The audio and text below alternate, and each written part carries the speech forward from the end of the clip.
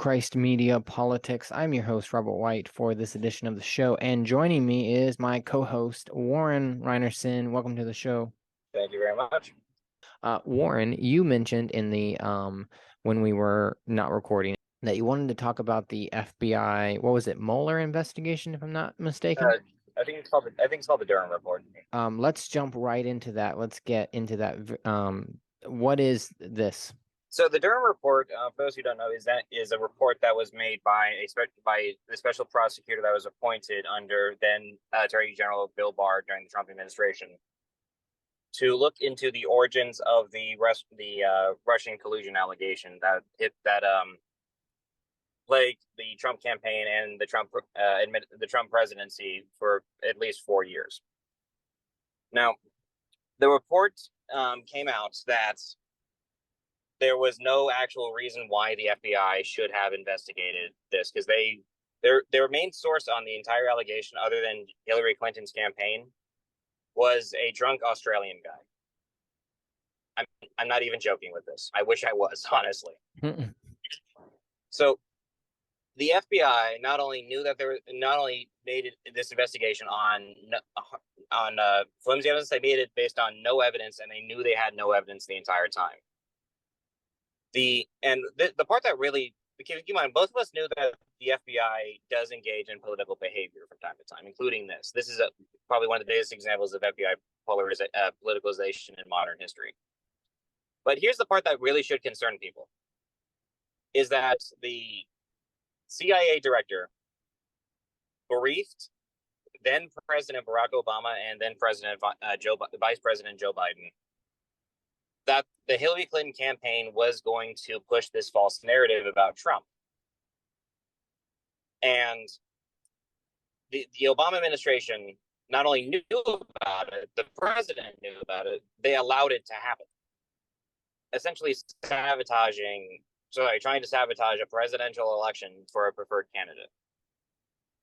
Now,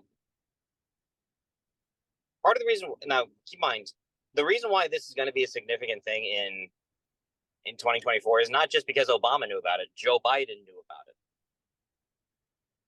And he allowed the FBI to attack his political opposition for his preferred candidate. Now, Hillary Clinton never received this. So despite Obama saying that Hillary Clinton would not receive preferred treatment, she is very clear from the report that she did receive preferred treatment. The Democrats are trying to say that there's nothing here. It's just a huge waste of time and money. If either political party is saying there's nothing here, that means you should pay attention to it just a little bit more, just to make sure there actually is nothing there. And I'm saying this about the Democrats and the Republicans. Go through what the FBI knew in regards to this claim. Did the claim start with Hillary and then she transferred it to the FBI? How did that happen?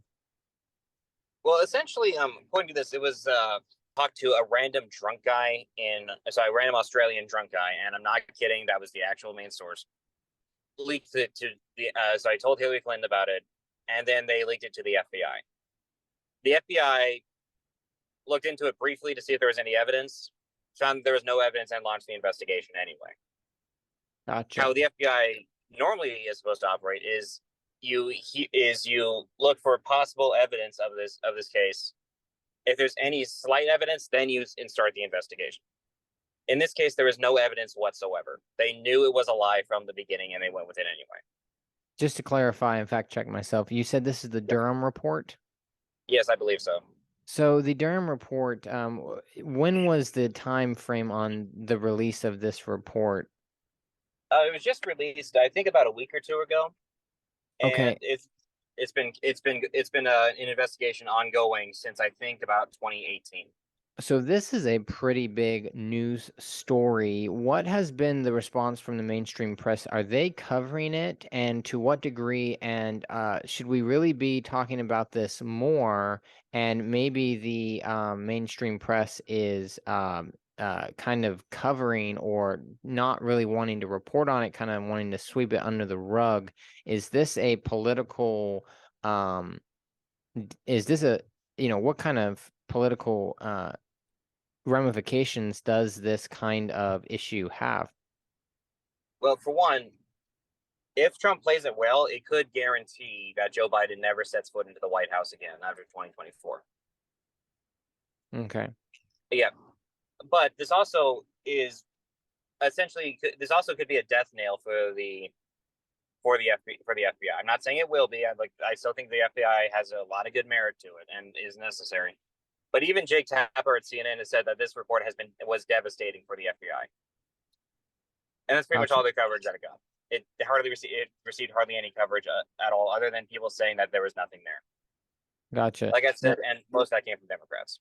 Now, I'm looking at an article from Politico and it says takeaways from the Durham report on the Trump Russia probe. I wasn't aware that the Durham report had anything to do with the Trump Russia probe. I thought it was a scandal between Hillary Clinton, the Obama administration, and the FBI. What's the connection there? Well, what the connection is that the Trump Russia probe was essentially what the Durham report was originally designed to investigate. It was designed to sorry, the Durham report is the final investigation of the origins of the Trump Russia probe, Gotcha. and the origins and Obama, Hillary, and the FBI were all involved in the essentially one of the big in this. I hate to use the term worse than Watergate. This is one of the very few scandals I could say is equal to Watergate. Gotcha. This Now, I remember some of the media coverage of this, and so basically they were claiming that this report was factual in the sense of this Russia collusion being real, and they made all kinds of claims about the Russia collusion, and then they launched the probe. And so the mainstream narrative at the time, and just a couple of years ago, was basically all in on this, and now this probe has come out and basically has reversed all of that. The opposite is true. So, is it safe to say that the mainstream media who covered this and was all in on basically the assumption or the conclusion that there was collusion and that the accusations made by Hillary were true, are they complicit in lying and deceiving the American public, or is this just malfeasance on the side of the political media? I think it's a little bit of both, to be honest. If the people in the press honestly did believe that it was true and just overplayed it, yeah, I could understand that. That's a little bit. It's still malice, but it's a little bit more understandable if you honestly did believe it.